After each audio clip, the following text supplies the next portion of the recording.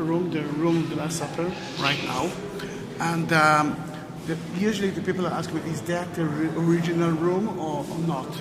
Then my answer is that room is from the 12th century.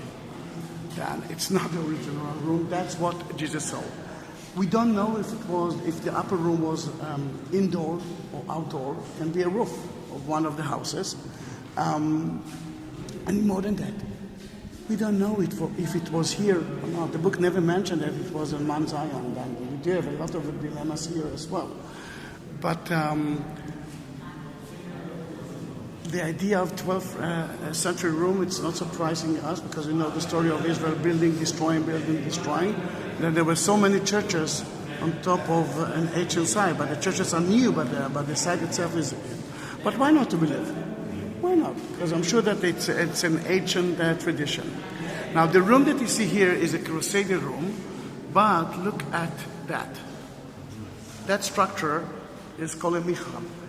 Remember that place used to be a mosque? Then in that case, that facing to Mecca.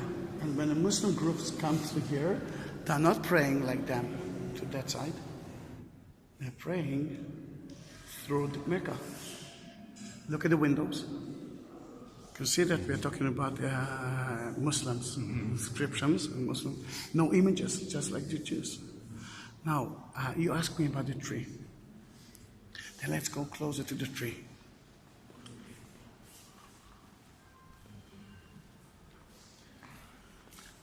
It's a present that we got from the Pope when he came to visit here.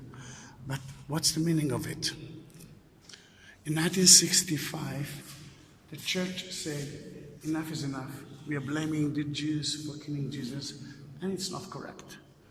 Then they actually went back to one of the letters of Paul.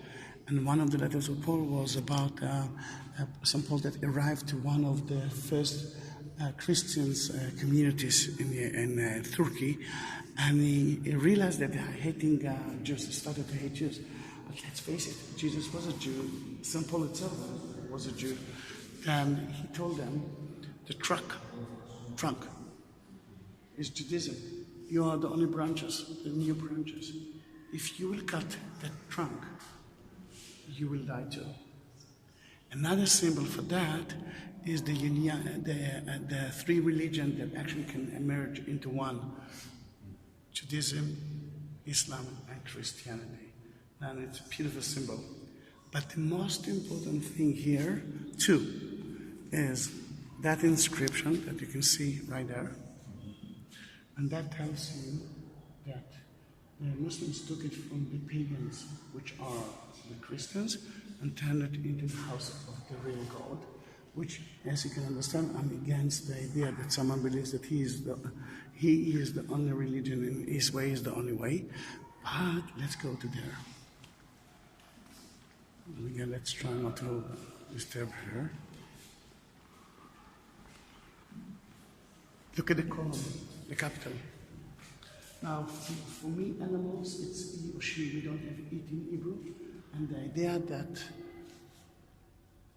all the animals that will be eaten is not acceptable. If I say she for a bird, then don't take it personally. Then you can see her falcon mother that couldn't feed her own chicks.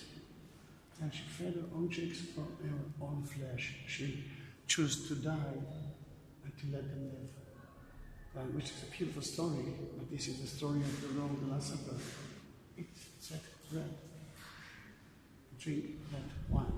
And for me, this is a stamp that at least in the 12th century, that room was Rome of the Last Supper, which is beautiful. Last thing that I can tell you about that is about the door, which you see it's closed now. The Jew couldn't go to visit King David's tomb, which is just beneath us. The Muslims build a replica of the tomb in that room.